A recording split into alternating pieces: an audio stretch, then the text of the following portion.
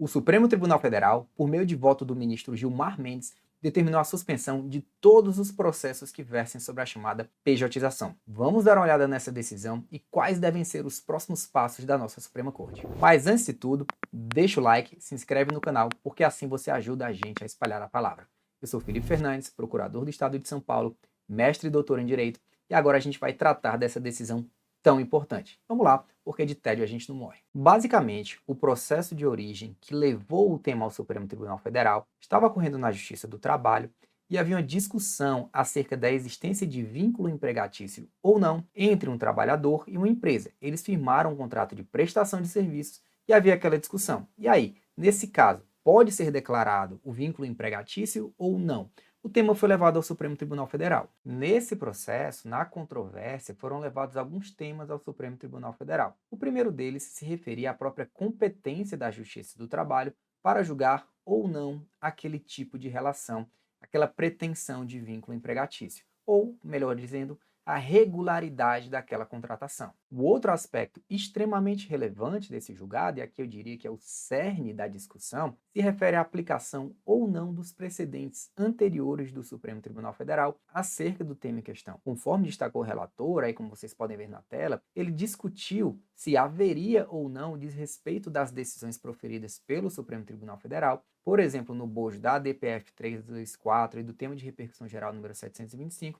os quais reconheceram a validade constitucional de diferentes formas de divisão do trabalho e a liberdade de organização produtiva dos cidadãos. Por fim, o outro tema controvertido dentro dessa lide seria a respeito do ônus da prova. A quem compete o ônus da prova? Em outras palavras, compete a quem? Compete ao trabalhador comprovar eventual fraude nessa contratação? E aqui eu destaco para vocês qual foi a decisão proferida pelo Supremo Tribunal Federal em conjunto, em que ele julgou ali a DPF 324, o tema 725 de repercussão geral, fixou a tese no sentido de que é lícita a terceirização ou qualquer outra forma de divisão de trabalho entre pessoas jurídicas distintas, independentemente do objeto social das empresas envolvidas, mantida a responsabilidade subsidiária da empresa contratante. Então, o que me parece aí é que talvez tenha havido um ruído de comunicação entre as cortes, porque o Supremo Tribunal Federal, nesses julgados que a gente comentou, para além da terceirização da atividade fim, ele reconhece essas outras formas de contratação. Então, ele vislumbrou a possibilidade de formas alternativas à relação de emprego. Já por outro lado, a Justiça do Trabalho, ela não entendeu dessa forma. A Justiça do Trabalho foi por outro sentido. Porque o que me parece que acontecia nesses casos é que a Justiça do Trabalho ela reconhecia e reconhece a autoridade das decisões do Supremo Tribunal Federal. Eu disse, tudo bem, são válidas essas novas formas de contratação. Mas, por outro lado, em havendo alguma fraude à relação de emprego, aí nesse caso é a competência constitucional da Justiça do Trabalho de tratar de relações empregatícias. Ou seja, existem formas válidas alternativas de contratação, mas, por outro lado, se houver aí uma forma apenas de mascarar a relação de emprego, em que a forma da PJ é utilizada apenas para esconder uma típica relação de emprego, a Justiça do Trabalho dizia, não, nesse caso, aqui é uma relação de emprego, houve uma fraude, a gente afasta a forma, até pelo princípio da primazia da realidade, e reconhece o vínculo empregatício com todas as verbas dele decorrentes. Então, a gente sabe que havendo os elementos fáticos jurídicos da relação de emprego, uma pessoa física que trabalha com pessoalidade, generosidade, subordinação, habitualidade, o que vai valer propriamente é como a relação se põe na realidade dos fatos, independentemente de ter um contrato dizendo que aquilo é uma PJ.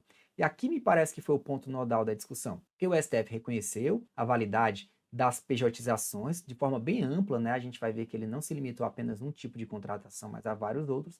E por outro lado, a Justiça do Trabalho entendia que não, que nesse caso, havendo fraude, ela tem sim a competência de julgar e afastar essa fraude para reconhecer o vínculo empregatício. Só que aconteceu o seguinte, conforme reconheceu o ministro Gilmar Mendes, teria havido ali, estaria havendo um acúmulo de volume de processos no Supremo Tribunal Federal, porque esses temas que eram julgados lá na Justiça do Trabalho, em que havia o reconhecimento de vínculo, as partes recorriam e o tema ia parar no Supremo Tribunal Federal. Então o ministro Gilmar Mendes destacou que estaria havendo aí um acúmulo, né, um acréscimo de volumes de processos no Supremo Tribunal Federal, em decorrência desses fatos que a gente está falando aqui. E o ministro Gilmar Mendes, no seu voto até, ele trouxe palavras bem contundentes para dizer que a Justiça do Trabalho estaria fugindo dessa imposição vinculante trazida pelo Supremo Tribunal Federal. Disse que haveria uma reiterada recusa da Justiça Trabalhista em aplicar a orientação da Suprema Corte. Então, nesse caso, estaria havendo uma restrição à liberdade de organização produtiva. E aí, dessa maneira, ele determinou a suspensão dos processos. Vale lembrar que esse tema já estava afetado em sede de repercussão geral. Foi o tema 389, em que justamente foi fixada a seguinte discussão: competência e ônus da prova nos processos em que discutem a existência de fraude no contrato civil/comercial de prestação de serviços e a licitude da contratação de pessoa jurídica ou trabalhador autônomo para essa finalidade. E aí, se valendo do parágrafo 5º do artigo 1035 do CPC, que traz essa prerrogativa de suspensão dos processos afetados em sede de repercussão geral, o ministro Gilmar Mendes determinou a suspensão de todos os processos que versem sobre casos dessa natureza. Mas aqui tem um parênteses, porque não se trata apenas da pejotização. Eu sei que no título do vídeo, no início, a gente falou em pejotização, mas foi algo muito mais amplo, porque o tema 389 ele vai muito além da simples pejotização. Vamos dar uma olhada aqui. Apesar de, a princípio, o caso versar sobre contratos de franquia, foi deixado muito claro que o tema em questão vai abarcar não apenas esse tipo de contratação, mas abarcar amplamente as contratações civis/comerciais, como, por exemplo, entregadores, motoboys, advogados associados, representantes comerciais. Então vejam que nós teremos uma decisão muito abrangente. E aí, como a gente vê, portanto, nós teremos uma decisão muito ampla tratando desses temas todos, né? Basicamente dessa contratação de trabalhadores por meio de novas formas de contratação, dentre as quais se destaca fortemente a tal da pejotização, que a pessoa é contratada por meio de uma pessoa jurídica. E aí, justamente como eu disse, a Justiça do Trabalho considera que, julgando caso a caso, na hipótese de aquela contratação mascarar os elementos da relação de emprego, ela afasta a forma e reconhece o vínculo empregatício. No caso, o Supremo Tribunal Federal vinha julgando as reclamações para, em sua grande parte, julgar válidas essas novas formas de contratação. E aí eles fixaram alguns pontos controvertidos. O que é que a gente vai ficar sabendo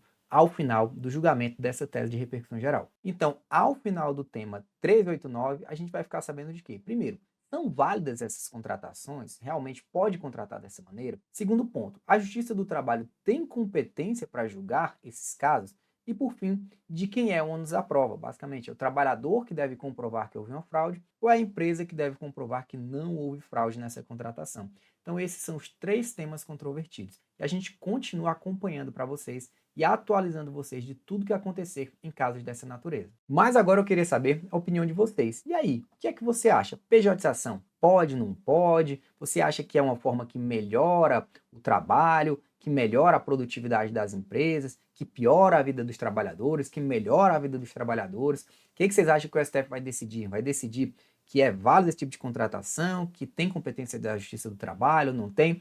Enfim, muita coisa aí e eu queria saber o que é que você acha. E se você gostou desse vídeo, deixa o like, se inscreve no canal. É sempre uma honra estar aqui com vocês. Um grande abraço e até a próxima.